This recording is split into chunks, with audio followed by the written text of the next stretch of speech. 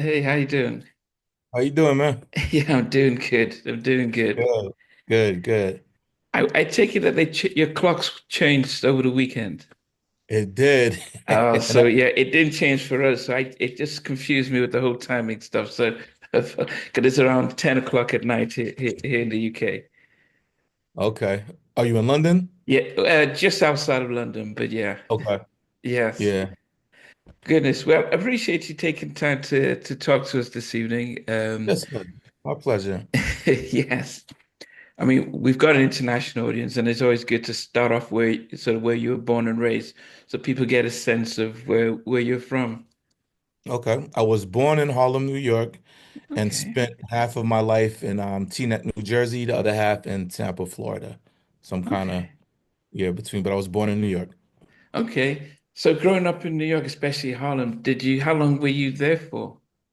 I wasn't in Harlem maybe 4 years, and then we moved to New Jersey, and then from there, Florida when I went to college and high school, and then back to New Jersey. So it's been Okay, kind of even. Yeah. okay. What was it like in New Jersey then, if you can remember?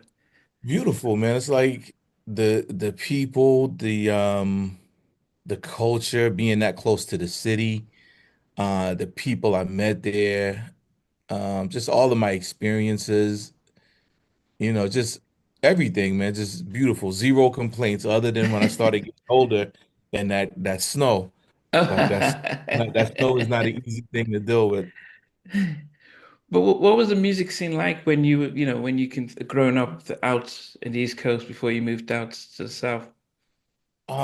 Beautiful, man. Both places musically were very beautiful because Florida, when I was in college, in high school and college down there, there was a music scene that was blossoming that, Florida wasn't really known for music back then. And I was fortunate to be a part of it because I was in Miami and got signed by Luke Skywalker. I don't know if you know who that is, Yeah, yeah. but Two Live yeah, Crew. Yeah, we all know Uncle Luke. Yeah. that was my introduction to the music business as a 18-year-old dude. So I've got no complaints there. But Luke put me on the game, man. Him and Pretty Tony and Chaz and all of the guys that I worked with down there. If you can imagine it, man, I don't know if you've ever been, but imagine being the hottest guys in the city in the city's Miami. You with Wow. Luke, the beach and the drop top Porsches and the oh man, I had the time of my life out there. No, but And when then did you? after that, go Yeah. ahead. No, I was just trying to see where you actually started to learn how to sing. Because I know people know you as a songwriter, but some might remember that you actually also were sing as well. But when did you learn how to sing? By mimicking Aaron Hall and R. Kelly. Okay. Yep. I That was such answers a one like a question that we're I gonna. was I was such a Stevie Wonder, Charlie Wilson, all of them guys, man. I was a fan. I grew up on Charlie and Stevie and those guys, Donny Hathaway. So that was my introduction to like, man, that sounds amazing. And then the guys of my generation was the Aaron Halls and the R. Kellys and Joe and them dudes. So it was like you mimic people and then you get so close to their thing, you're not quite them because you're not them, and then you Yeah. kind of find your own thing. Yeah. So did you I mean, when did that buzz about being a recording artist, when did that start then? Honestly, man, I never had it. I was the songwriter of every group I was in. Oh, And um I was always in the studio and I would demo the records for the guys I was writing for. And that's how I ended up in both both record deals I've had was me being the songwriter, demoing the record, and the producer going, you should be in the group. And I'd be like, okay. And okay. honest to God, like I was demoing records for Mike Bivins' group, and he was like, you want to be in the group? I was like, all right. And Luke Skywalker, the same thing. Like I just ended up in the groups. Okay. Which is the group with Mike Bivens? Transitions. This was like 2000. Okay, so Yeah. that if we go before that, so I know were in game, and we'll talk about that. But the ability to write, songwrite, then where did that how did you get into how did that skills develop? I was always either trying to rap. I was a terrible rapper.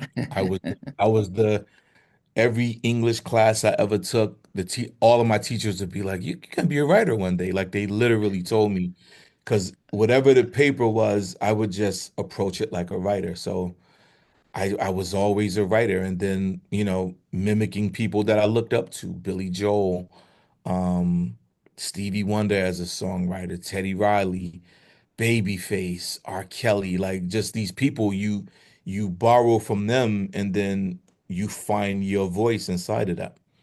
So Okay. I think that's what happens to everybody, because you don't grow up knowing that songwriting is a job. You assume that the artist is writing their songs. Yeah, yeah, Sometimes they're yeah, yeah. I was shocked when I found not, out Whitney Houston didn't write. I thought, how's that possible? I thought, yeah, okay. because she's such a singer. Yeah, She's singing it. You believe this is mine. yeah. Okay. Yeah. So, was it in my, is it, was it when you in college in Florida um, that you, that you've met up with the guys from Game, or how did that, I went to a small school called Florida Memorial in Opelika, which is Miami, but kind of a a suburb or division of something? it, like a suburb of it. It was the hood though, so I don't want to say suburb, but The hood. um a small school called Florida Memorial, and that was also my introduction to the gospel. So I just jumped in the choir. I'd never been in church Okay. in my life. I grew up Oh. Muslim, Oh yeah, and okay, okay. yep, yep, and but always loved the sound of the gospel, the feel of it. So I got in the choir, and we were singing in Fort Lauderdale. The choir was singing in Fort Lauderdale or something one day, and somebody that worked for Luke was in there, and me and a good friend of mine from high school, Caroline Horn, we had a lead on a record called "That's When You Bless Me," and we sang that, and somebody approached me after it and gave me a phone number. I got back to campus. I called the number the next day, and a limousine came to the school. So this is 91. Damn, I'm old, but this is like, yeah, this is a long time ago. This is a long time ago, bro. And yeah, and before I knew it, I was living in the studio. I was living in Luke and Pretty Tony Butler, living in their studio on North Miami Beach, and which just started mid. That was my introduction to the music business. I had no clue what I was doing, but I was talented, and they helped me nurture the talent, and I was just write these ideas and sing them, and it was great, man. It was amazing. No Did you complaints. did you continue college or did you stop? No, I didn't finish. I didn't finish. I dropped out, and when my parents found out, they came down to Miami. They was talking to somebody at the college, and they figured out where I was living. What I did, I would murder my children for right now. But I dropped out and was living in the studio, and my dad kind of had the foresight to know that I had found what I was supposed to be doing anyway. My mom was crying. My dad was like, hold on, let's give the boy a couple months and see what he," because it was, yeah, yeah, What were you studying? I just criminal justice. oh, okay. Justice, yep, yep. I wanted to be a lawyer. Oh, do you think you Yeah.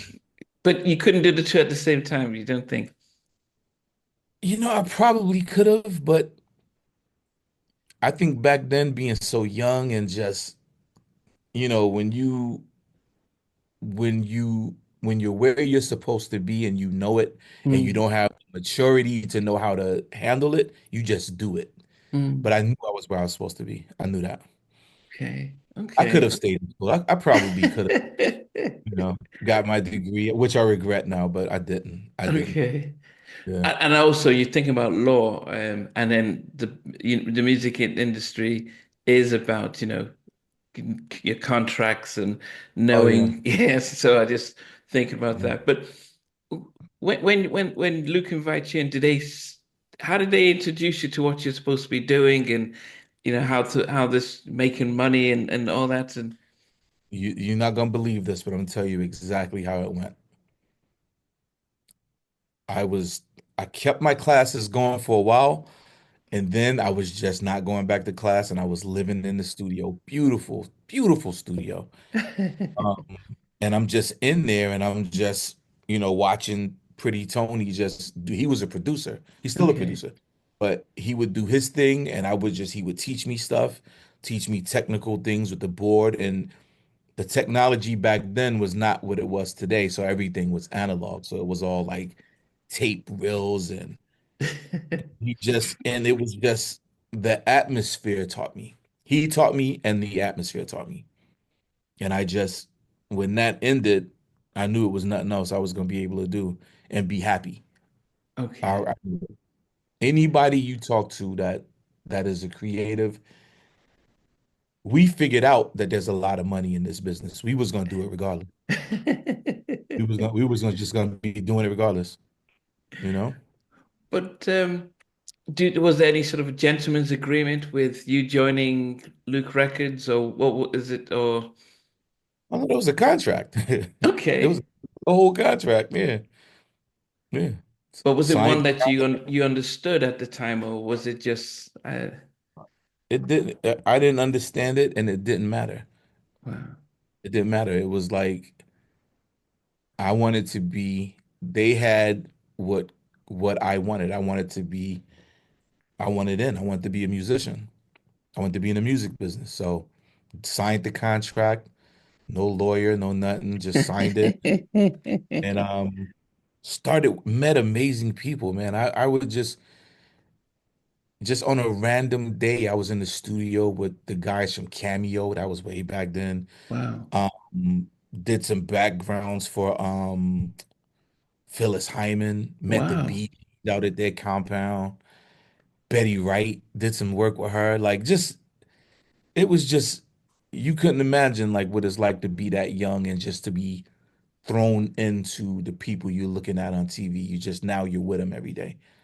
So yeah, I was just there, man, having the time of my life. And did you think you'd wanted to be a producer, songwriter, or just and the thought of actually being in front of the mic, was that wasn't your thoughts at the time, or I didn't know. I really didn't know. Like I knew I wasn't as good as the people I looked up to, but the people that kept telling me I had it, I just started listening to them. And like I said, the process kind of told me who I was because I didn't have to be in front of the camera. I was always in a group with a guy that was clearly his strength. He wanted to be in front of the camera. He would do the antics. I was more the guy in the back, like, I'm just chilling. I'm just my few notes. But my thing was the studio. My thing was the watching people listen to my records and like fall in love with the records and use the records in life. So that was my thing. So okay. that's I found my spot like that. How did the group game, how did that come about? Um, they had the group already, and one of the guys left, and they needed another singer.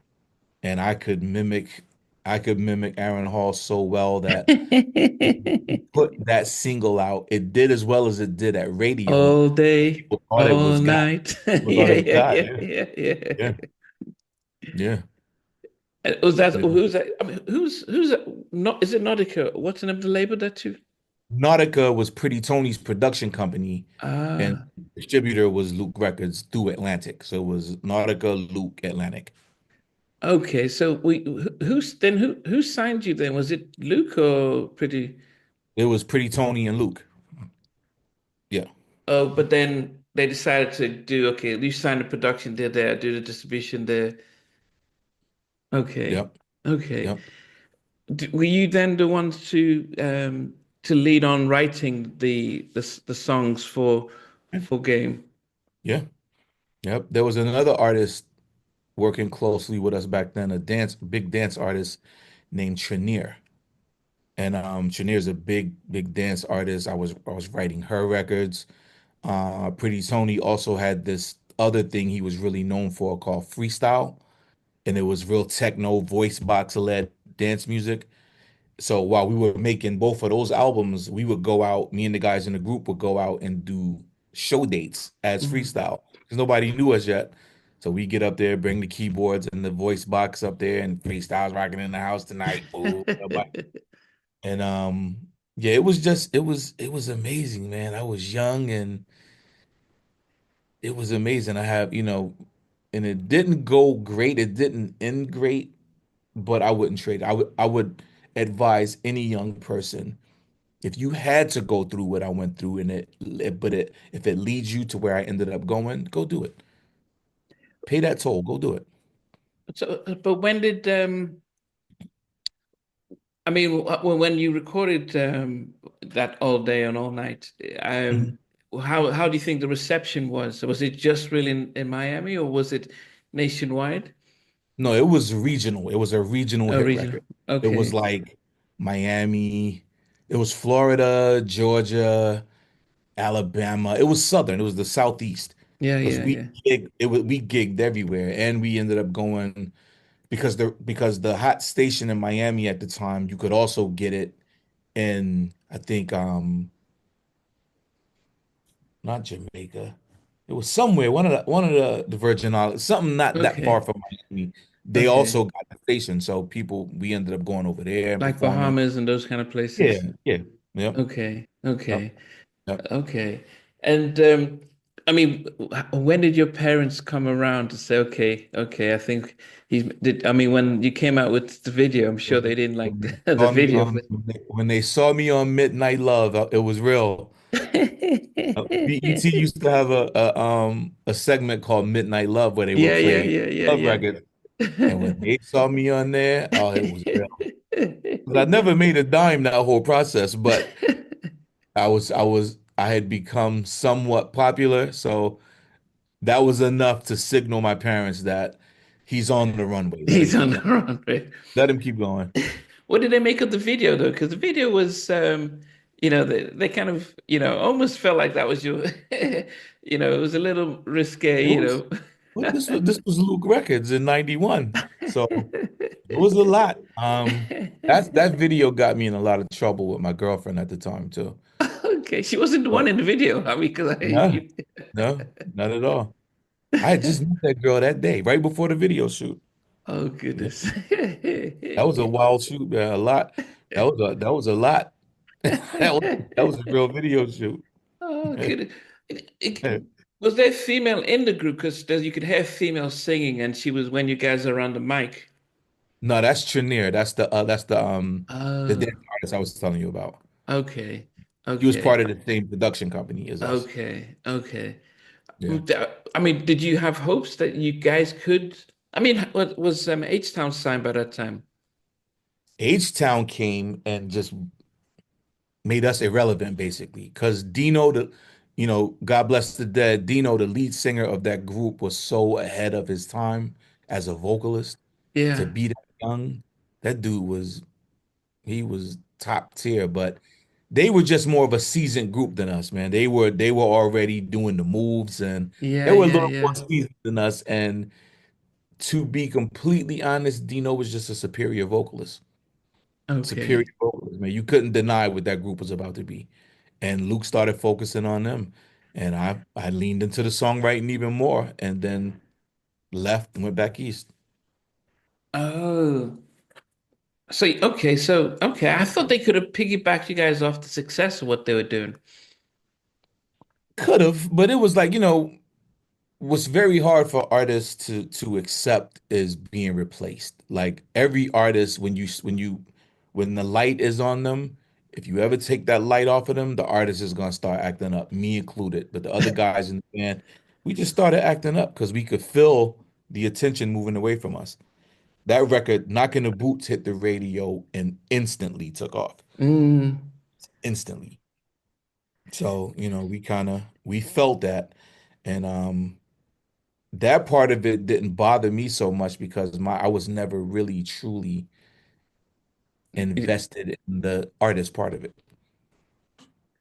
Yeah, I wanted to What? be I wanted to be a writer producer. But what about the?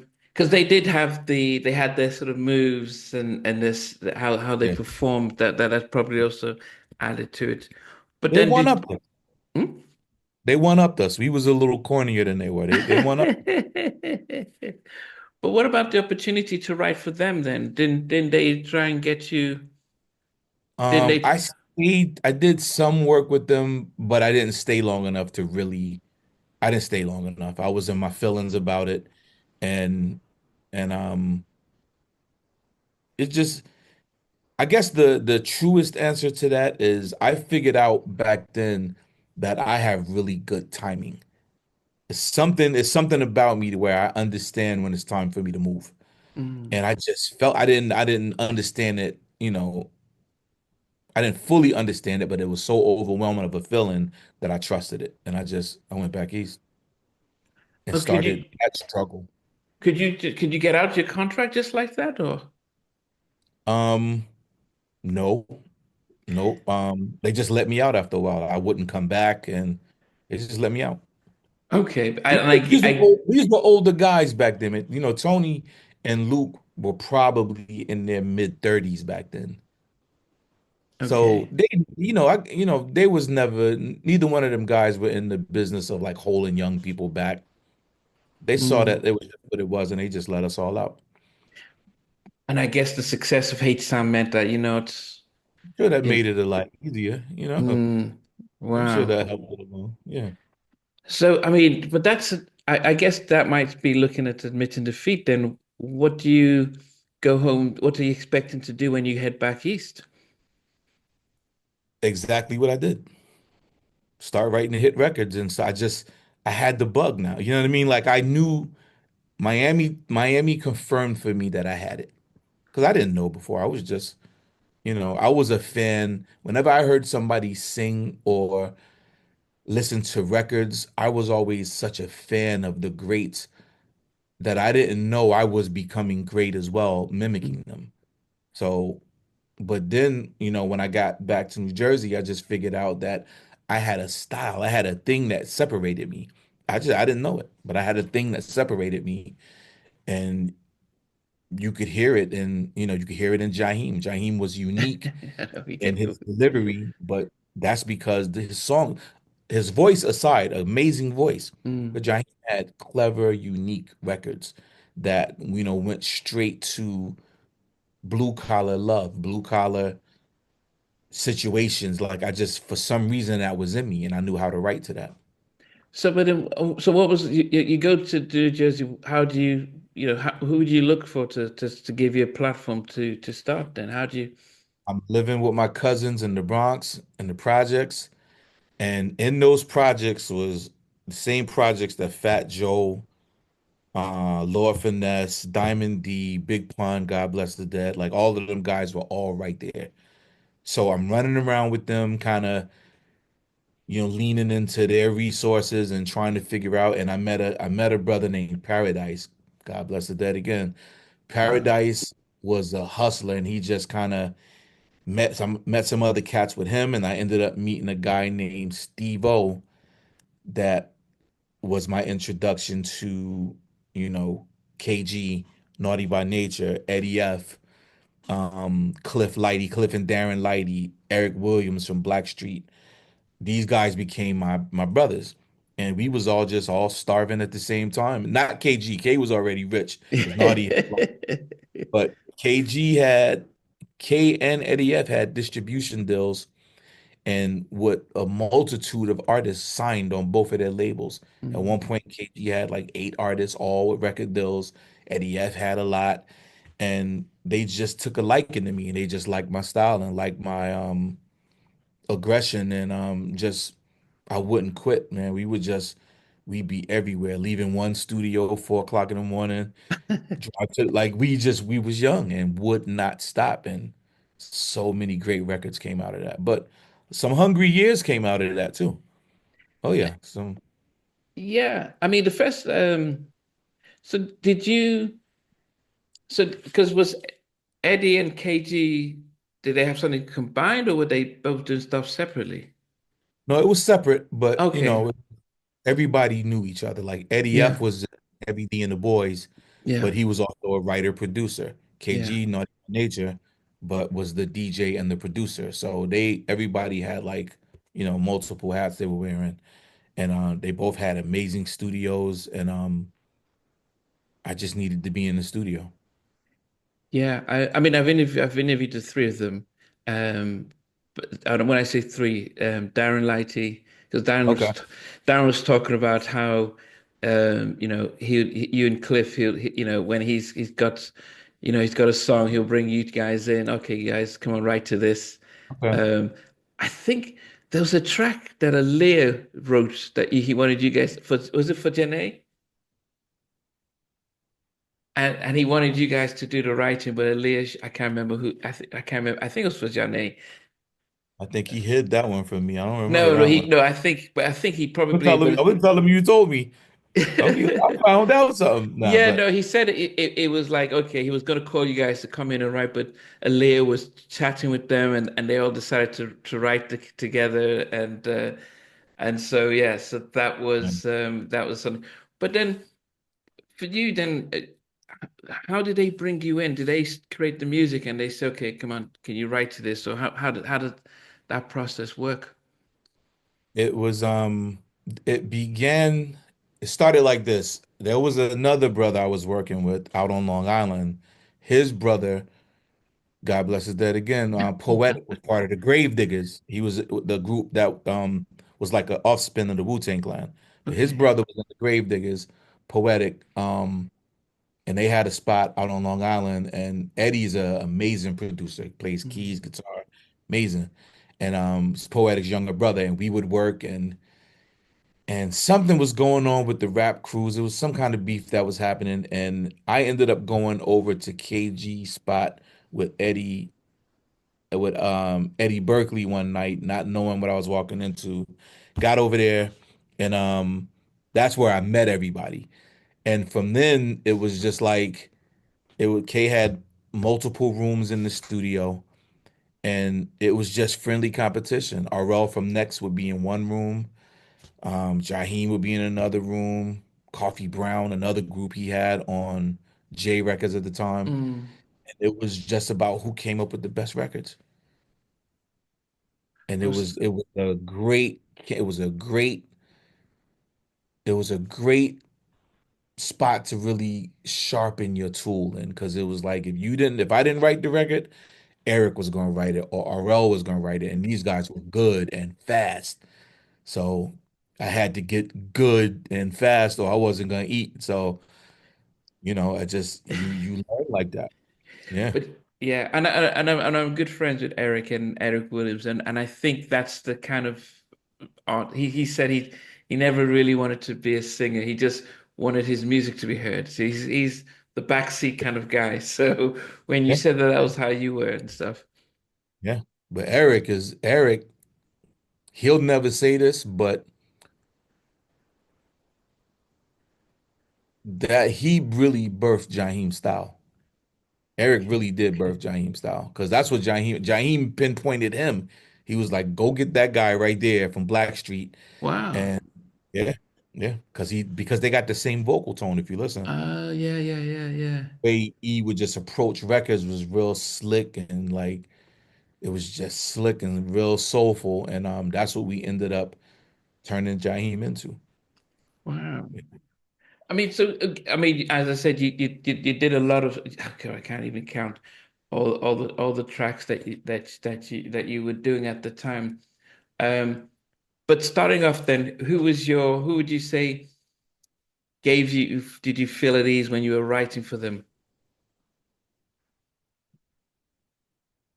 Who did I feel at Like when ease? you're writing, you say this, yeah, this. I know what's going to bring out the best in you and stuff.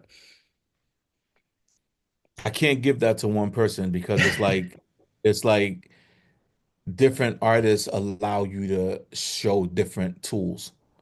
So Jaheim, I loved writing records for Ja because of the way of the things you could get away with saying. You couldn't, a lot of R&B artists couldn't say, but it made sense coming from him. So it allowed me to speak naturally and be melodically natural versus having to craft. with him, it was just like having a conversation. Um, Donnell Jones, same way. Christina Aguilera, same way. Britney Spears. It was like Britney and Christina allowed me to prove to people because it was a thing back then, man. It was like black writers were you didn't get the chance to do like really big pop stuff. So Mm. when that door opened up, kind of like 10 years ago, we couldn't get into Nashville as writer producers, but as soon as we got in, now we run it.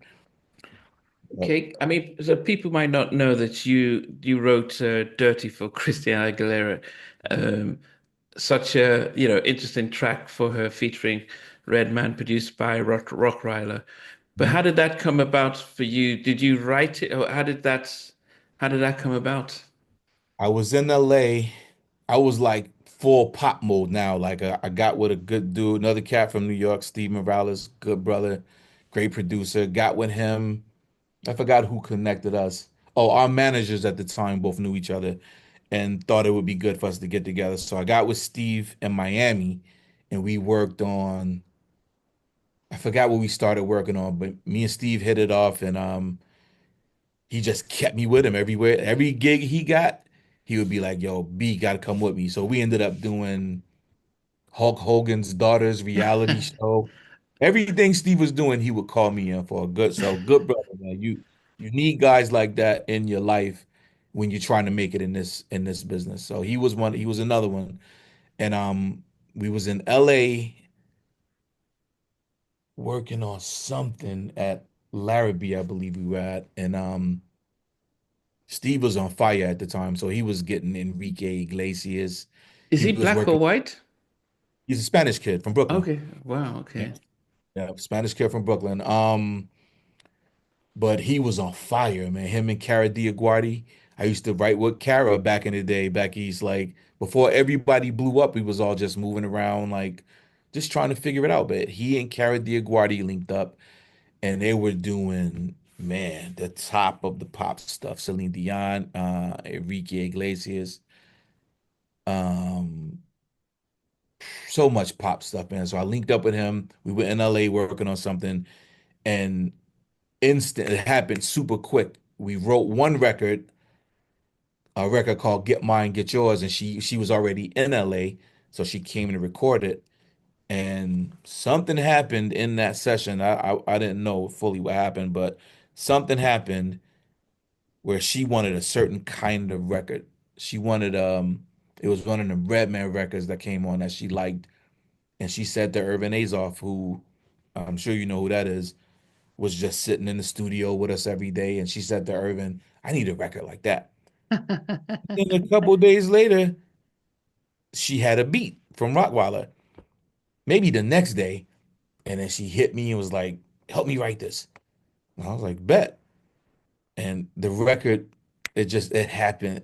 The way that happened was so quick.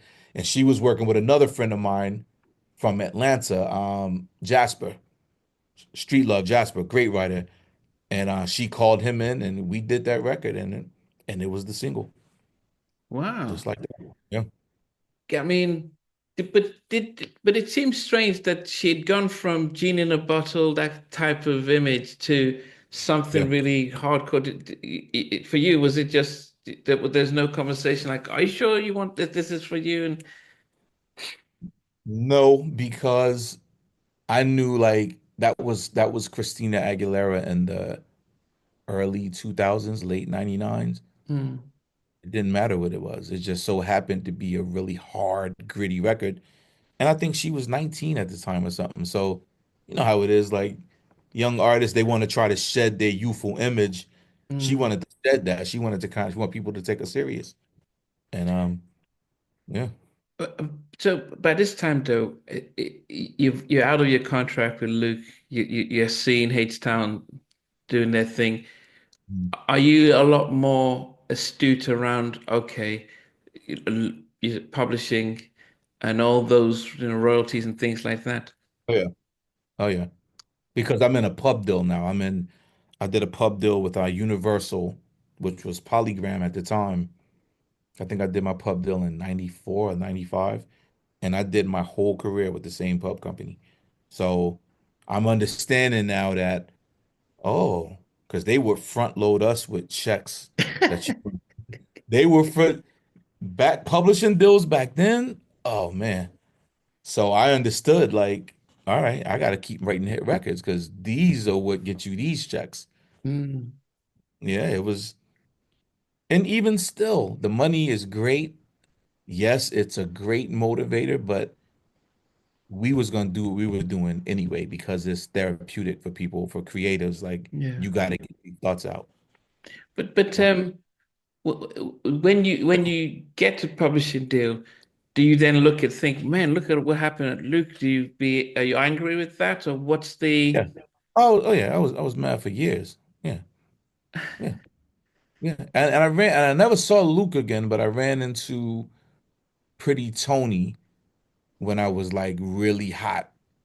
And I'm sure I was a little, a little funny acting because I had in my mind what I perceived to have been, you guys took something from me. But, you know, they technically, it was my responsibility to get a lawyer and my responsibility to understand what I was signing. I didn't. And and that's the consequence. But that makes you understand how on top of your business you have to be when it really, really, really matters. Because had I not understood publishing when I really needed to understand it, I would have been terrible. Yeah, it makes But sense because time if for me you, to know it, I knew it. yeah. But then when you're in with say KG and Eddie F and stuff, by this time have you already signed your publishing deal, or is it Yeah. when you're in the mix of okay, No, I did my pub deal with Vince Herbert. Vince Herbert had an artist named Joya, and I did a record. Me and Sly Jordan did a record called I Just Can't Help Myself. And I did my pub deal with that one song with Polygram.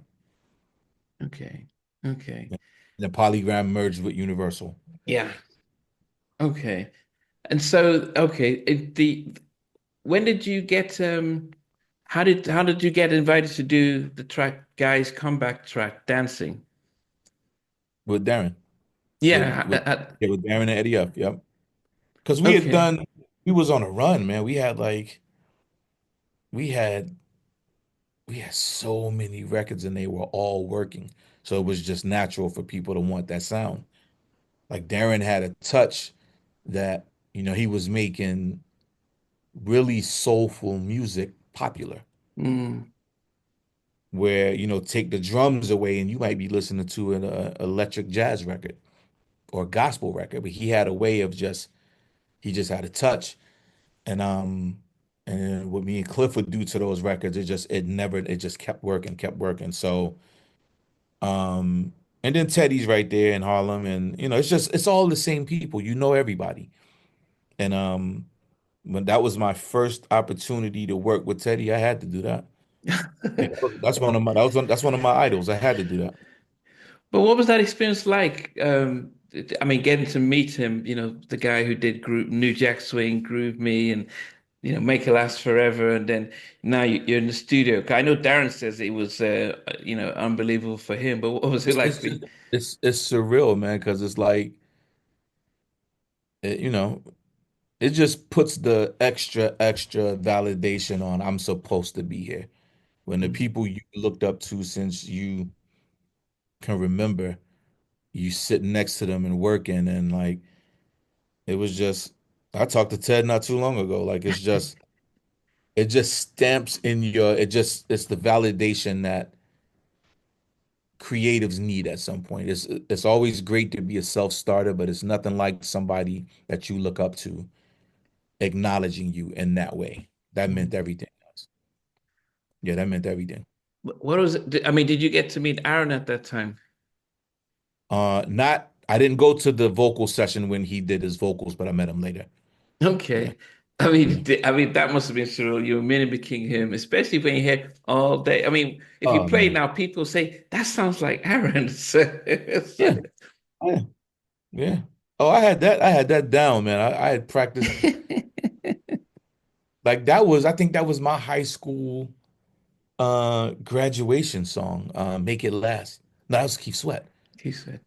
But I was like every other dude that could sing a little bit. It was Guy at the time, man. They was. Everything about them dudes, the way they dressed, the approach to the records, the beats, the visuals, it was them.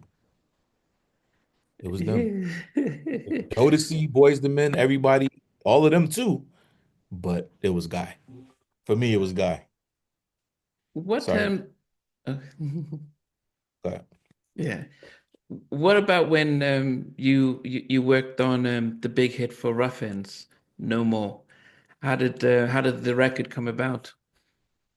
Um, Much like everything else we did with Eddie F and Darren, it was like Eddie had this great house in Alpine, New Jersey, tucked away, kind of back in the cut, beautiful house, beautiful backyard. Go downstairs, $1 million SSL board. Like it was just blown out.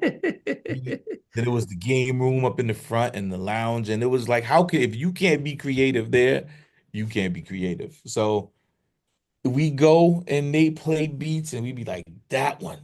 And we just and we were writing what we were living at the time and just young dudes just making a lot of money and getting yourself in trouble and you just I didn't realize it until later. Cliff and I talk about this all the time, but we told on ourselves so much in those records, just writing what we were living. But and then I think Eddie and Darren did all the business, so they would run around and go to the labels and play the records and bring back the deals, and we would just write and produce the records and Ah, okay. put the vocals on the artists and everybody, man. SWV, Tyrese. Angie Stone, God bless the dead. That's my girl right there. Just so many people we worked on right in that house. Same thing as KG Spot. So many artists, man. Like just people that you just grew up admiring, and now you with them every day. Mm, goodness. The but no, with No More, did you when the beat's created and then you're writing to it, do you think, man, this is a hit? Nope. I never did that. That's never my thing. Like I'm never listening to a record and going like, this is the one. I'm actually my track record of being wrong about what the hit is gonna be is very high. I be thinking it's my other record, but it's the other one. Yeah, it's the other one. So much so that I don't pick like the artists that I develop now, I don't pick their first singles because I've been wrong. And Darren would be like Darren and Eddie both and KG. They just had that DJ understanding of this is the one. That's because all those guys are DJs. So they Mm. just got that sixth sense of like this is gonna move people. And they was right every time. So I just started trusting them. Like I just write the record. You went with the one that they said go with. But so when you're writing something like No More, are you and Cliff, how do you divide who writes what line or what verse or chorus, or how does that work? Just conversations and just kind of like literally just conversations. And I would mix like back then, really like the melodies I would approach records with were very choppy and almost rap-like, but with really great note selections. So it was in that place, it was in that place in R&B where R&B artists were starting to be overpowered by the rapper with a little bit of vocal tone because the rapper's conversation was always cooler. He looked cooler. But what we were doing at that time, I take a lot of the credit for the approach because that's the life I was living. So I wanted to be I didn't want to just be R&B. I wanted to rap, but wasn't really a rapper. So it just the merging of it. But we would just have conversations and go in the booth and start recording what we came up with. And he'd edit me, I'd edit him, and it just worked. We had a thing. Who did the demos? Who would do the demos? Both of us. Okay, Both of us. okay. Like if it was like a group like Ruffins, we both demo the record. So the Ah, guys could hear, okay, that'll be me. That should be me. okay, And like, you know who you're writing for, you kind of go into the character a little bit. okay. But they Yeah, were new. We just knew it was two guys. yeah. I've interviewed them as well. What about so Darnell said that when he first got the track for um oh goodness. You know what's up? Oh, what's that? His big track with Les Fly. You know what's up? You know what's up, yes. And he said it was first called when the music spins or when the record plays or something like that.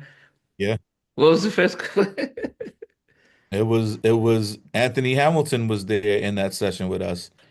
And Anthony came up with a chorus that we didn't end up keeping, but it was, Ant is a country boy. Like he brought a thing to it that he ended up winning with as an artist. But Yeah. he was ahead of his time with it because it was real. You could hear the Carolina in it. It was real Southern and real like, and Donnell's a Chicago cat, so it He was said he like, hated oh, it. he hated it. The record almost didn't happen. He hated it, but we changed that chorus, and we changed the chorus up. Um, just a lot of great writers were around back then, man. A lot of great writers. A lot of great writers. Veronica helped us out with that. Dope writer, another girl from Jersey, like dope writer. She helped us get that hook right. And yeah, man, we just shaped it up in that record. And I fought with them because I wanted 50 Cent on that record. Are you I wanted serious? 50. I wanted 50 on that record because 50 had just put out How to Rob and he was blowing up. And I'm like, man. And Eddie just looked at me like, you wildin'. That's the Left Eye from TLC. And he was right. Oh, but you when they told you left eye, you said no, let's get 50. I thought it was gonna water the record down because TLC, I just not knowing, just running my mouth. Like I thought in my mind that was gonna water the record down because that's it. If you take the music, the soulful feel and jazzy feel of that music Mm. is one thing. The way we approached it is street. And I thought 50 on that record would have just like, but they knew better. They were right. Lisa being on that record, they did a pop. She made it as big. It was her sauce being on there that put that record on pop radio the way and still to this day, it's Yeah. still because of that. Yeah. I know that that was one of the ones that definitely. I mean, if you think about um did you get to meet Whitney when you co-wrote Love That Man? Yes. Yep. We recorded that record in Miami. She was there. Um, Bobby Christina was a baby at the time. Bobby was there. They took me out to get sushi. We hang out, got back to the studio, and Whitney didn't feel like recording that night. And I was too shook. I couldn't get her vocals.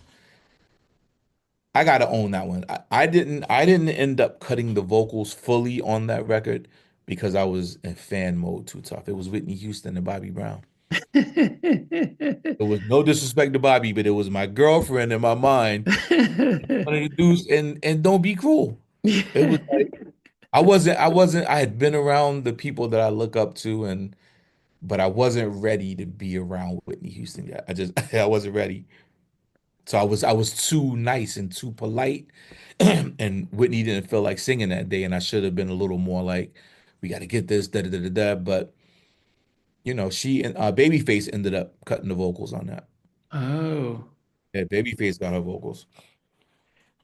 But at that time though, what was yeah, written by Babyface and yourself, but at that time though, what was did we get because I remember interviewing Show Shock from Show Shock and Colin, and he was talking about when they recorded Heartbreak Hotel with Kelly Hmm. Price and Faith, and the drama in which it was just to get, with Clive saying you need to make sure Bobby's not on the record and all that drama. Oh yeah, oh yeah. When you recorded, had Whitney, is she at a better space, or we're still getting the Bean Bobby version of Whitney and Oh, Bobby? they were good. Whitney was beautiful, and Whitney could sing most people under the table, and Bobby, rightfully as her husband, was there to make sure everything was going right. You know what I mean? I just, you know, artists are touchy, man. It's like you got to get an artist.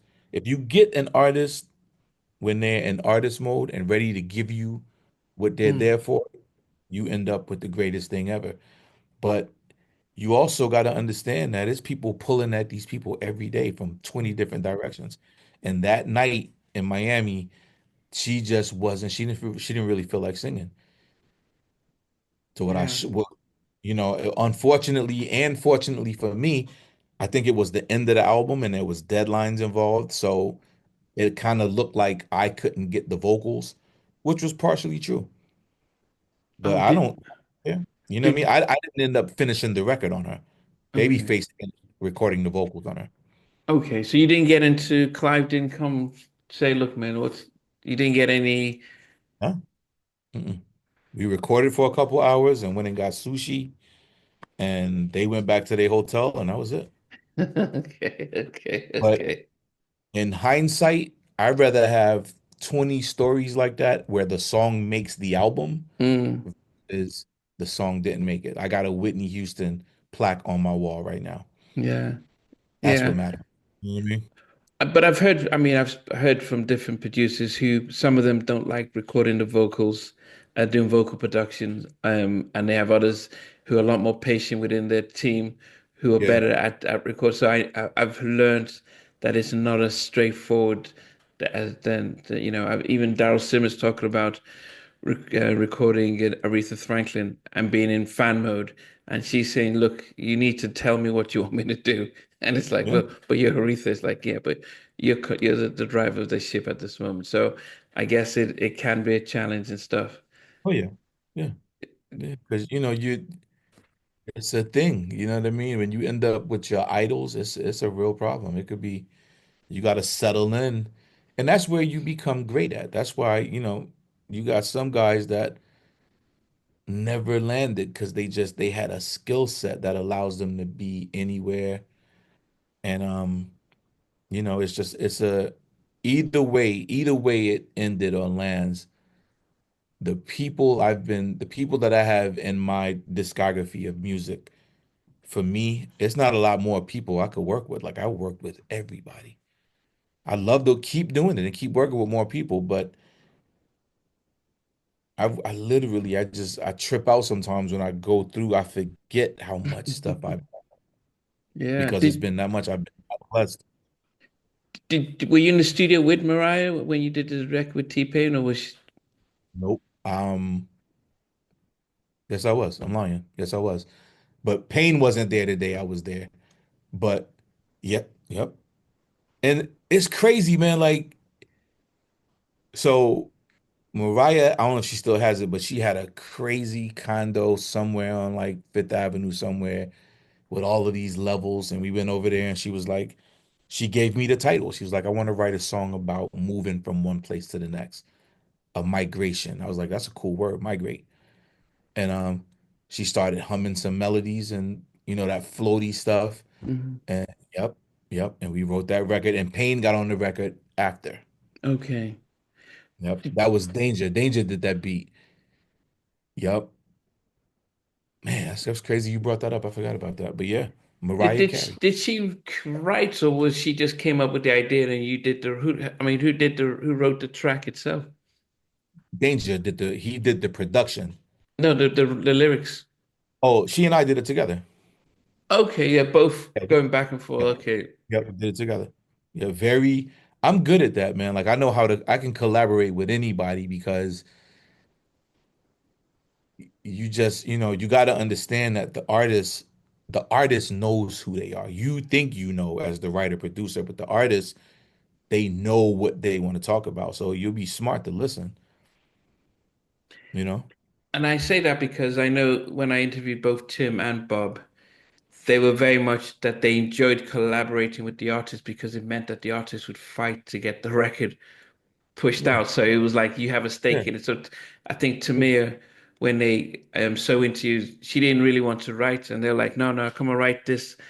and Oh now yeah. so now she's fighting to get the record out. But you have people like Diane Warren who's like, no, no, I'm writing and composing everything here, so this is mine, as you're just singing my song.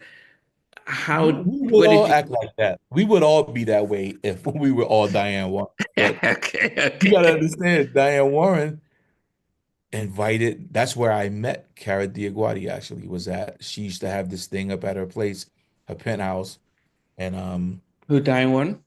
Diane Warren, and I was fortunate enough to get invited one time, and that's where I met Cara at. And bro, she when we were children, she was writing hit records. She was writing Rhythm of the hit records. Night. Okay, She wait. was writing hit records with us, after us. She's a thing, man. And it's like you when you're the artist and you get to work with her, you don't want to interrupt that because you Mm, want to be part of that history of like I left Diane Warren alone and she wrote me one of them records.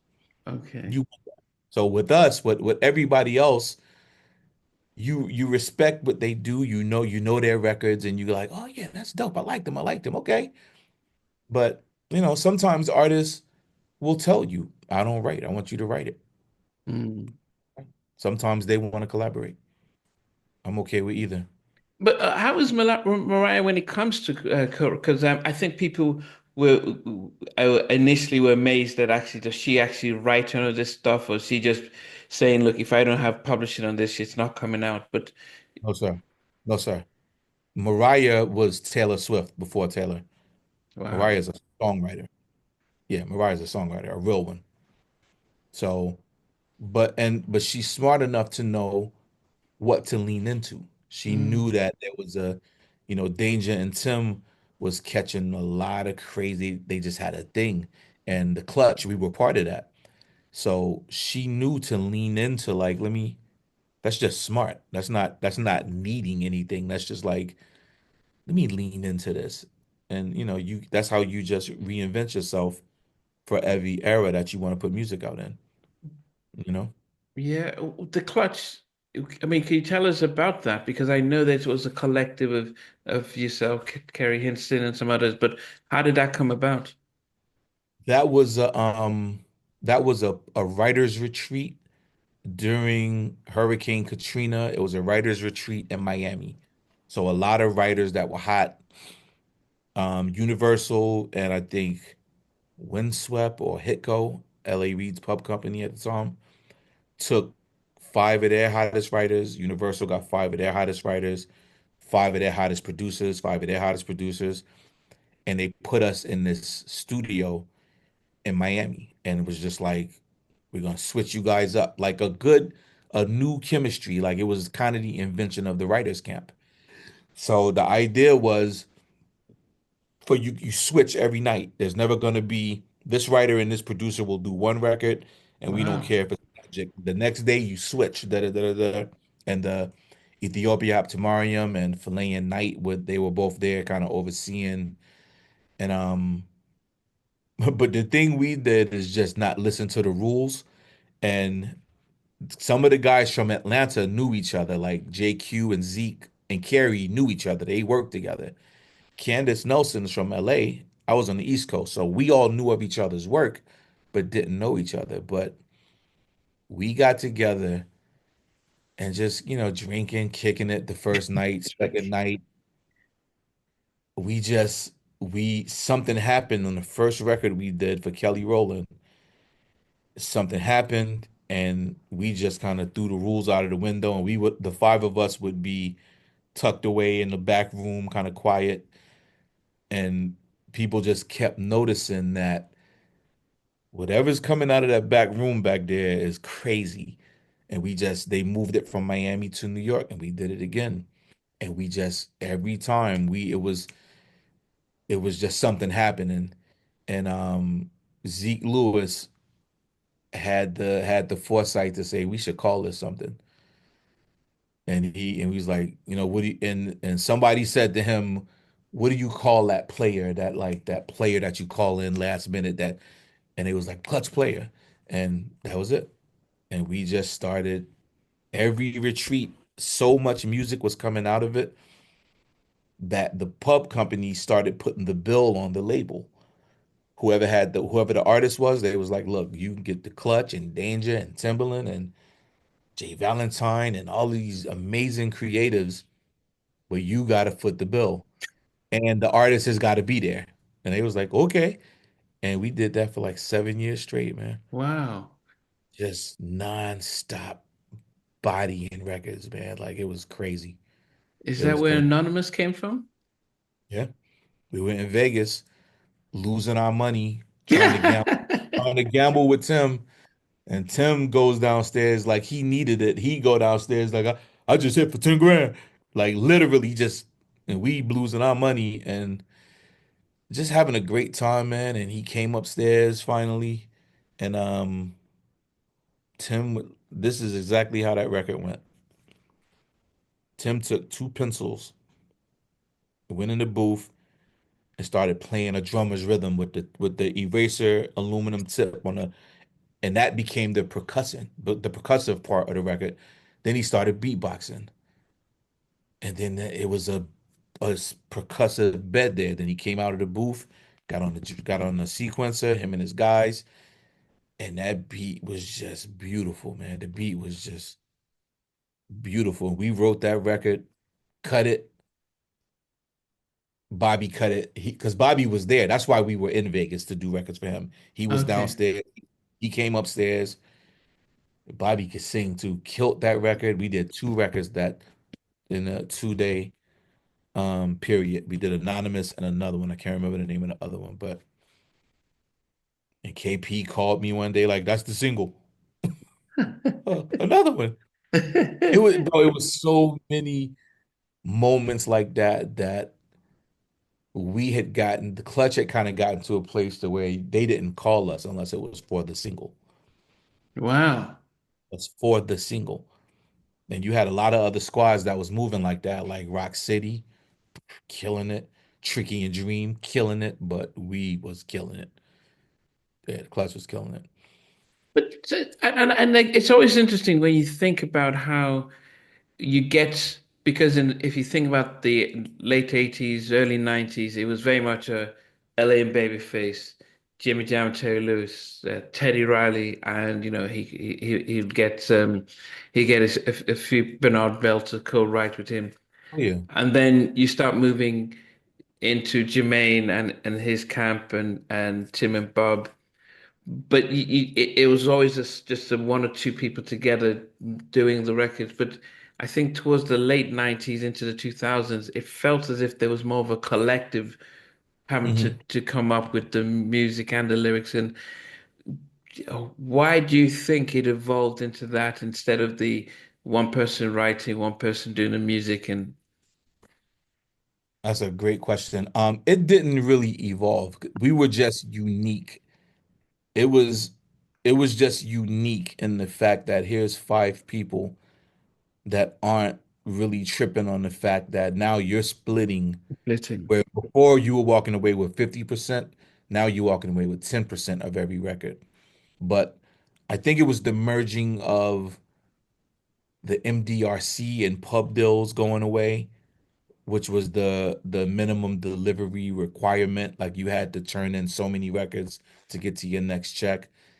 And I think all of us, part of what happened is everybody had a couple hit records by then, Mm. and you just understand that that's more valuable than 100% of an okay record. So, and it allowed us to work just to unfairly outwork everybody because Dream could only write so much, but it was five of us. So we was like, we was just, we turned in, man, so many records came out, man. But then when do all five of you have to write on the record, or does maybe just two or three of you on it and then We did that all the time. We would split up and two go this way, three go that way, one go this way. We okay. did that all the time, but we kept it branded as the Clutch. But then you're not if say Kerry wasn't there when you guys are writing, she wouldn't still have to get does the clutch split it five ways regardless of who writes on it? Not all of the time. Not all the time because Carrie wasn't there for some stuff because Carrie had a record deal at the time and she was working on her project. So she was always in and out, but whenever she was there, she always brought the fire that she brought. But Okay. when we were there and it was two opportunities on the table, we would split up and evenly break it back down. You did, I mean, when you think of even that time we had back in '07, Ciara, you did like a Hmm. boy. I mean, Hmm. I mean, does anyone come up with the concept of what it should be? Does Sierra That says was I'm mostly my position. That was mostly my thing. Like I was the one that had like 1,000 song titles, and I'm still like that. So that was we all did it. Everybody did that at one point or another. But if you think about a baseball team, I was definitely like I was the first up. Yeah, okay, but everybody did it. okay. If I that mean, makes sense. how when you're writing for someone like Sierra, how do you then try and help her have a unique style when she is singing? So and then when you're creating a record like a boy. I had already given Sierra some big records, so I knew how to work with her. And Sierra was on fire. Like you understand she was basically the girl version of Usher. She was a Mm, great dancer, that's, performer, made records sound great and youthful, like Janet again. So mm, you think about like what would be a profound statement for her to make right now. And whatever was going on at that moment, the research, the looking at, what's going on the internet, um, it was something I'm trying to remember what prompted that concept, but it was something that was happening in pop culture that bred that title and bred that record. mm. Yeah. I- In the midst of all your success, though, how are you managing to stay grounded? Because we're aware of the temptations of the music industry. So how are you able to keep yourself sane? Um, I don't know if I was able to do that or not. I don't know. I definitely made a couple mistakes, made a few mistakes, and but they turned out to be, beautiful mistakes. And I did all of the reckless stuff a young man could do, and then some, and then started pumping the brakes, you know? Yeah, I started pumping the brakes later on. So I made all the mistakes and I just, you know, I had the covering of God over me. Some of the things I could have gotten into or could have had happen to me, I got spared. And I believe I got spared those things because I had an assignment and I was honoring my assignment. I was working. As anybody about me that knows me, they'll say that's a hard working dude right there. I don't play around in the studio. I play after that, but not in the No, studio. no, just did it. But what about the your parents? When you are turning out these big records, how are they are you guys talking about your successes or at the time? Yeah. Yeah. Spreading the love around. I would show my parents my advance checks and royalty checks, and I stopped doing that. I did that one time. After that, I was like, I'll never do that again. But yeah,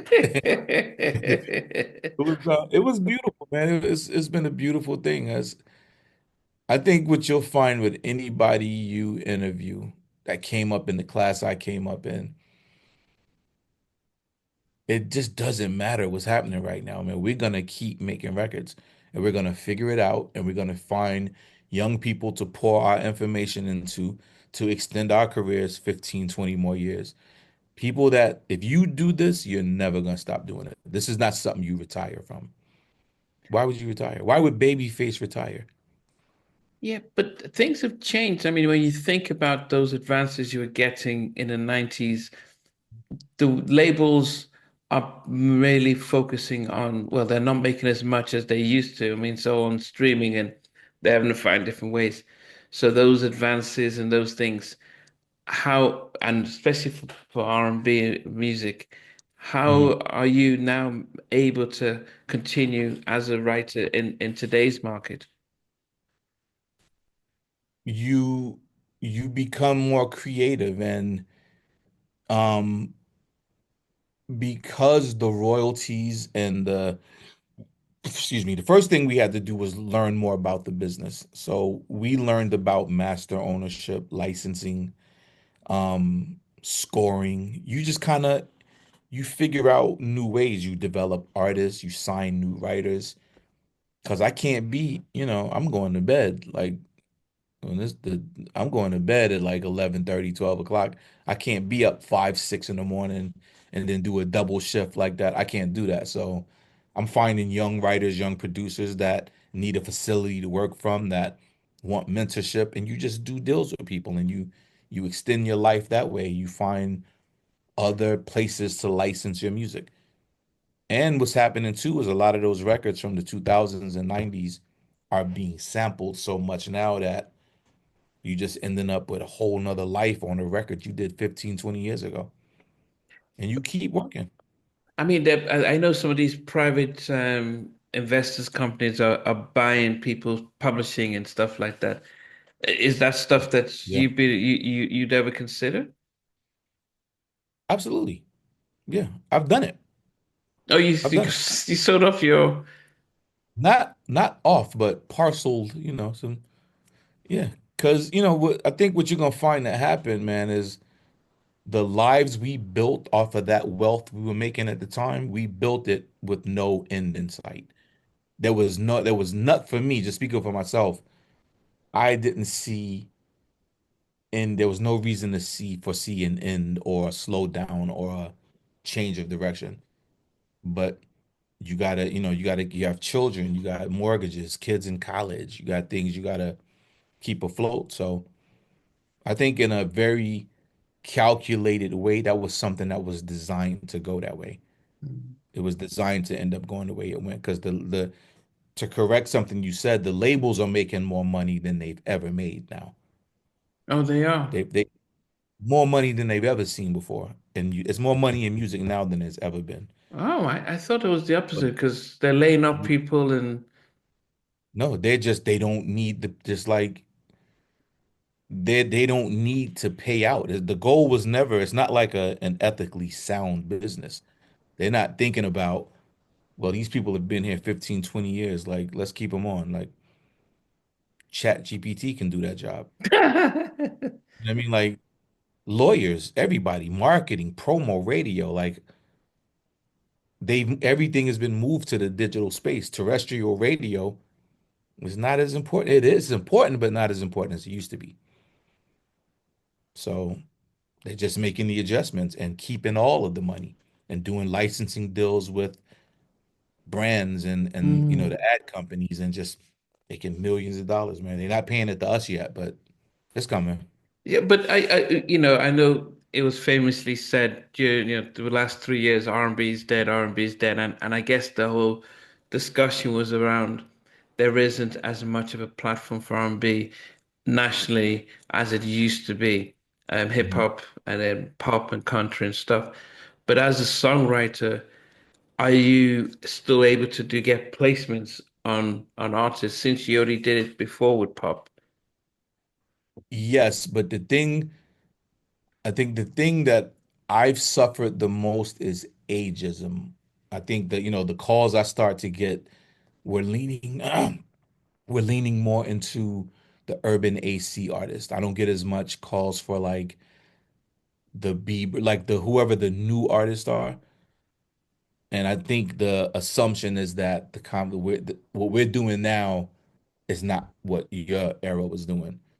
So the younger guys are getting those gigs, but and it should be like that. It should be like that because that forces me to spend more time with young people and make sure my instincts have to be my age because it's really those are my instincts.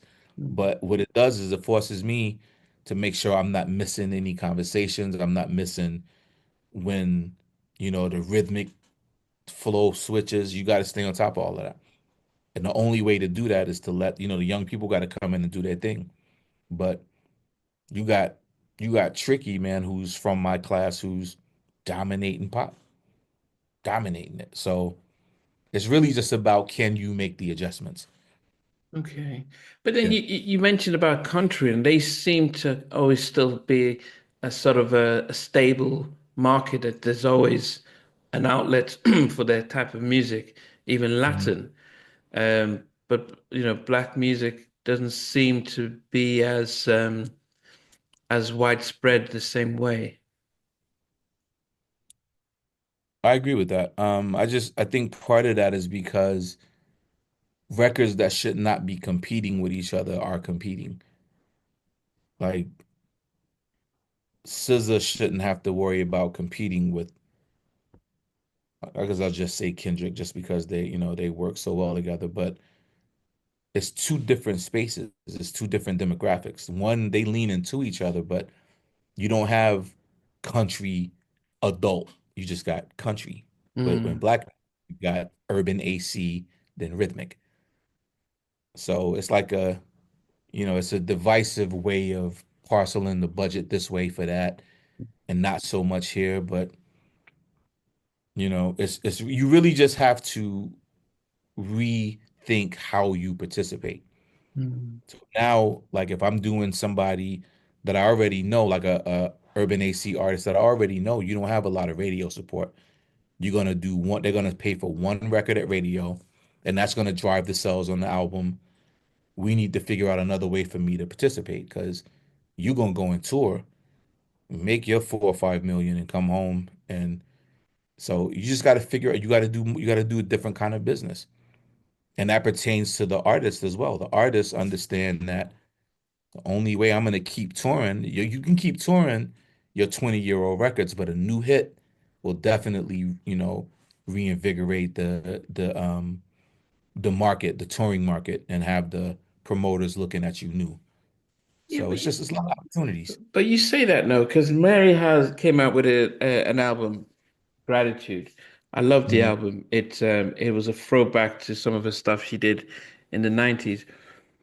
But then she went on tour, but she's playing the hits. Because if I'm in the audience, I'm like, okay, this is a nice track, but I want to hear I'm Going Down. I want to hear Not Gonna Cry. So the tour market is saying, look, man, thanks for giving us a new album, but we don't want to really hear that. Um, Even if, and as I said, I Good love point. the album, but I don't think I'd want to hear her sing that when if I paid to see her in tour. I listened That to it on means it the, wasn't as it wasn't as good as her classic albums then, because you would be. If that was the case, you would want to hear those records. but I do wonder though, because I think pop rock, they seem to be able to engage. Here's a new album, and we're doing it.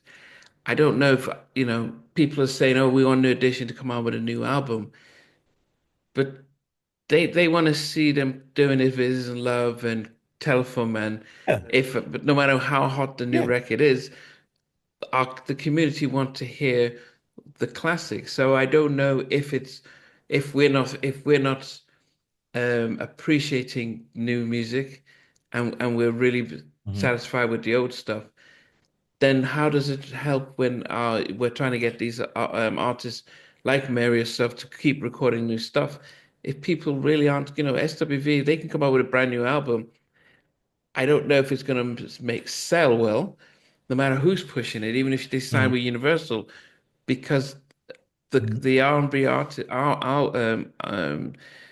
I think Jagged Edge has just come out with a new album, and they're pushing it. But I don't know where we're going to listen to it or hear it. I mean, I've got the album, but I can't remember most of the Mhm. songs. But I still remember the old songs because we were constantly Classics. hearing it. Well, we're hearing it a lot. It was on the radio, it was on video, and so we got used to it and really, really ingrained in us. There's not enough space to hear new stuff because things are so quick. Oh, it's very crowded. Very crowded. I think I don't know if this is the exact number, but I think 70,000 records go up every Friday. Wow. That's a lot of music, man. So, um, and a new record, a new great record on a legacy artist will definitely remind you that you're a fan of this group. Because maybe if you're on your way home from your studio and Candy Girl comes on, you'll be like, oh, yeah, yeah. But if it's a new edition record, it'll serve as a reminder, like, man, and it drives tours, and it drives those packages, those throwback, like Charlie Wilson is putting out significant singles when he drops records, and they send him on tour for 7, 8 months at a time. Yeah. But then, are so? I mean, are there things we can expect from you that you've written or produced or stuff that we should sort of keep an eye out for? I've got an artist named Sean Louisiana that is, Okay. this guy, he's from Louisiana, of I would course, but imagine so. he's a mixture of, and this is not an exaggeration, Sam Cooke and R. Kelly vocally. Okay. He's a voice that is just gonna matter. And it's just, I'm confident in the fact that it's gonna cut through. He's coming out on SRG Virgin in a couple months, and we just gonna work it, man, and let the people hopefully do the work for us and just on the shock value of who is this, and just yeah, push him. But you got a record deal for him? He's on Virgin. Yep. Okay. So Yep. was that stuff that you were able Yep. to get? Was that your deal that you got for him, or they Oh signed yeah. him? Yeah. Yep. Yep. Yep. Okay. Yeah, the guy's phenomenal, man. I don't know if you guys watch the Country Wayne skits over there. You follow those? No. Comedian Country. Go on Facebook, man, and just follow Country Wayne and just Country go through Wayne? those skits. Wayne, Wayne, Country Okay. with a K. Country Okay. Wayne. Um, the artist he's a part of those skits as himself as an artist. And each one of these posts, they put up maybe 12 a day. Each one of them are like getting 500,000 views. He's Wow. killing. It's basically the new marketing promotional vehicle. And my artist is on there. So I got a lot of eyeballs on him. I'm gonna do some great marketing and publicity on him, and we're gonna see, you know. Wow. But Wow. they're signing voices again. So I'm happy about that in R&B. They're signing like unique vocal textures again. So I'm real happy about that. Okay. And and so when do you think his stuff will drop? What's this? Late April. His first Okay. single would be late April. Okay. And then do you have plans for other artists, or are you just going to focus on Yeah. him? Yeah. No, I'm gonna once this is out and moving and I've done everything I could do, then management kicks in and promotional, all that stuff kicks in. That'll free me up to start finding something new. But this is where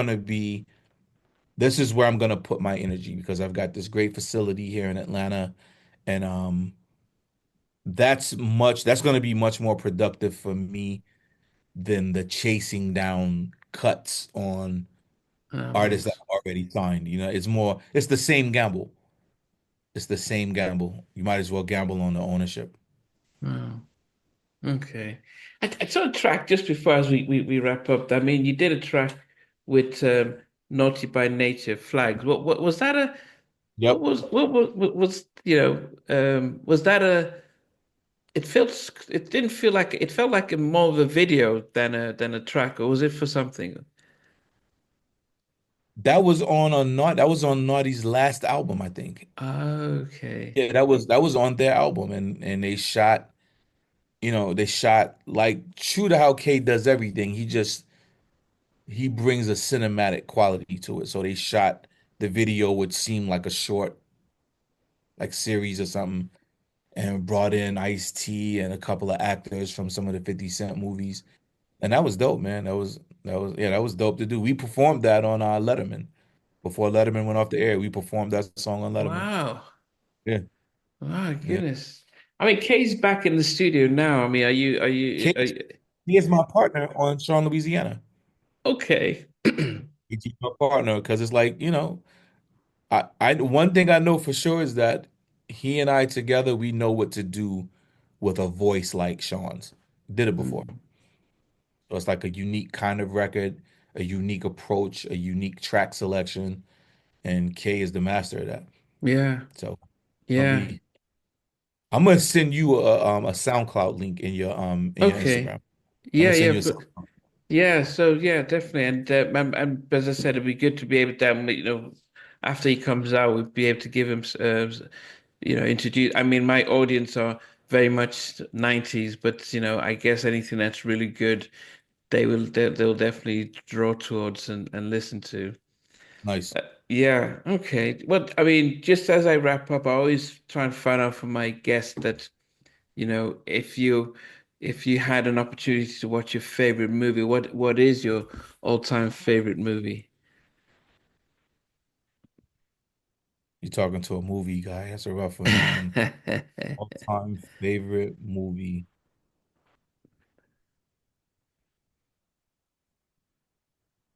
I'm gonna go with Life. Okay. I'm gonna go with Life. Yeah, Okay. I haven't yeah, watched that in a while, but it's yeah. I mean, I love the soundtrack, but the movie was definitely a good one as well. yeah. It was just because of the memories attached to it. Yeah, that's. I would have to go with that one. Okay. What about song? I mean, not your song, but just song in general, your favorite, one of your like one that you keep at the pedestal, the top song. All I Do, Stevie Wonder. Okay. Yeah. Yes. I mean, I think there was a time in the 90s that everyone had to do a Stevie Wonder cut. You had intro, I think Black Streets, every group had to do a Stevie cut. Yeah. That's how much of a songwriter is. So, but as a songwriter producer yourself, if you were to have your top five producers that in your hand that you think, yeah, these are my top five, who would make that top five for you? Top five producers. Timbaland is definitely in there. Teddy's in there. Three more left. Jam Lewis definitely in there. You got two more. And I'm gonna go with K and Eddie. But when I say K and Eddie, I want to make a disclaimer. When I say KG and Eddie, the conduit of both of them, the guy in between them, is Darren Lighty for sure. Okay. I know he So bounced between the two of them. yeah, They were going, he was okay. yeah, Okay. I yeah. think But it's that would tough. be, Hmm? Go yeah, that's ahead. my Mount Rushmore. Yeah. Okay. I guess it's tough. I mean, Darren's such a nice guy, quiet and stuff like that. Did you ever see the flex on Letterman with LL Cool J? Yep. Yep. Yep. I never stopped teasing Eric, with that. That was a Okay. long time ago, man. Them guys were slim back then. Yes. Yeah. We all got a little round now, so Yeah. Will we ever see you sing again, though? Because as I said, you did the flags, and it seems as if vocally you're still up there. I mean, it should be easy for you just write a track, record it, and just put it out there. I may, man. I think it's really about I need to catch like a window, a couple months to where I'm not doing anything and I just get that that inspiration to talk about something unique and just not to just be out there just to be out there. Like if I can offer something unique, I'll do it. I almost did it a couple times, but then I started thinking about you got to go promote this stuff now. Then that's the part where I get like, I don't know about that. But what about You what know, but Babyface is doing, though? He's now doing a whole show with his own tracks. Every little step and Superwoman. He's singing all the tracks he wrote for others, and people. you know what? I'm not gonna say I don't know. Honestly, don't know. But me and Cliff talk about it all the time. we was even Cliff, myself, Eric, Delvis, Damon, and Jaheim at one point were gonna be a group. Like What? yeah, we were like the idea is always there to do something. I think we just know what it takes, and somebody's got to quarterback it. That's really what it is. Somebody got to quarterback it. So I don't know. Maybe, man. I don't know. Yeah. Wow. But man, I have to appreciate. I mean, we'll look out for Sean Louisiana. Is it Sean with an Sean? Shawn, Okay. Sean. Shawn. Okay. Louisiana. Yeah. I mean, I appreciate. I mean, it's really good just being able to go through. Your your journey, from signing with Luke and being able to come out of that before you really hit it big. I mean, I'm surprised Luke didn't run after you, say, hey, you're still signed to me. Give me back. I own Nah, half your publishing. those was good dudes, man. They wasn't really pressed like that. They was getting their money and we made money together. And I was young, you know what I mean? They probably was like just and it was over. But then So how, lucky for me. because when I've spoken to Donnell and also Buddy and from Intro, they Mhm. speak highly of of Eddie when it comes to, like, he was like, learn the business, his, so that he didn't pull the wool over. But also the same thing with KG. They Mhm. weren't looking, because KG says, look, Latifah and her mum, they were very much, we're going to teach you guys the business, so we're not going to, so they've learned to do that to others. And I wonder, from your own experience, has that influenced what kind of deals you give to others, or Absolutely. That's what I was gonna say. You basically move through this business how you got ushered in. So if you're not your first, but if your defining experience was rough, you're rough on people without even realizing it. But the guys that kind of, that really made a way for me didn't take nothing from me. They just, at one point, KG was giving me money every night so I could get back and forth from the city out to Jersey to work and never put a deal in my face, never was like, you need to sign. It was just a family. It was same thing with Eddie, just like never charged us studio time, never. We was just vibing. They understood that communal concept of collaboration. So because I was extended that by so many people, I now I have a spot called Sonic Hotel here in Atlanta, multiple rooms, and young people are just through here all the time. We're just writing, creating, and the ones that I can tell are very serious, I focus on them and we figure out like, okay, I need to go introduce you to this person and this person because they're new blood and they got the stamina. They can work Mhm. 3 days straight. And where Yeah. me, I can't do that. No, I mean, you've already paid your dues and stuff like that. Mhm. But also, I guess that's the important thing, is about trying to change the narrative. We can't keep stealing from.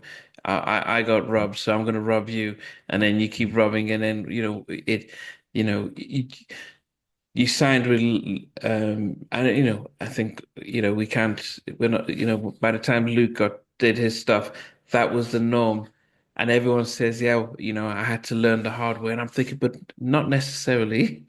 You have white kids who sign deals, and they're instant millionaires, Ed Sheeran and the guys from Coldplay, Oh yeah. people weren't stealing they gave them the contracts because they wanted them to flourish. So why then do we have to go through the hardship when they don't? Brother, that'll take another hour to go through. There's an answer for that, but that's a whole nother hour. The only thing I got to say about Luke and Pretty Tony is that they validated me and showed me what it meant to be. Because there's a difference. There was just being younger dudes, and you got the milk cartons up on the wall, and you got the nasty mic. and the nasty little 4-track machine, and you the hottest in your little in your borough or your area. And then there's the music business. They taught me the music business. So I left there understanding that it didn't matter whatever this dip was I was gonna have to take to get back in. I know it. I'll recognize it when I see it again. Mm. And that was what they gave me. And they gave me the confidence to, do it. Yeah. So Yeah. for whatever I didn't get, what they taught me was way beyond. You know what I mean? Yeah. And as I said, the fact that you've changed the narrative for others that you're working with, and that's the most important part of it right now. Yeah. Yeah.